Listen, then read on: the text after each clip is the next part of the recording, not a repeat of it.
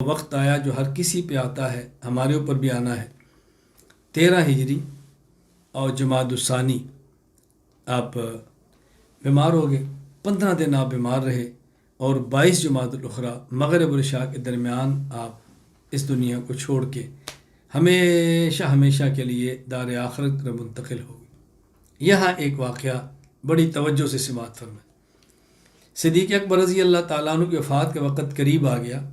الشریعہ للآجری حدیث نمبر 1861، امام ابو بکر محمد بن حسین بن عبداللہ الآجری البغدادی رحمہ اللہ وفات 360 ایک واقعہ نقل کرتے ہیں کہ صدیق اکبر جب وفات کا وقت آ گیا، آپ نے فرمایا اذا مت وفرغتم عن جہازی فاحملونی حتی تقفوا بباب البیت الذي فيه قبر النبی صلی اللہ علیہ وسلم فقفوا في الباب وقولوا السلام علیک یا رسول اللہ هذا ابو بکر یستأذن فإن أذن لكم وفتح الباب وكان الباب مغلقا فأدخلوني فادفنوني وإن لم يؤذن لكم فأخرجوني إلى البقيع وادفنوني ففعلوا، کہ جب میں فوت ہو جاؤں میرا تم جنازہ پڑھ لو، میری چارپائی کو اللہ کے نبی صلی اللہ علیہ وسلم کی قبر مبارک حجرہ عائشہ کے باہر رکھ دینا، وہاں سلام پیش کرنا، آپ سے اجازت منگنا، اگر اندر سے اجازت مل جائے، دروازہ کھل جائے، مجھے اندر داخل کر کے دفنا دینا، اجازت نہ ملے، اجازت نہ ملے، مجھے جنت البقیع میں لے جانا، پھر وہاں دفن کرنا۔ اللہ اکبر، پھر وہاں دفن کرنا۔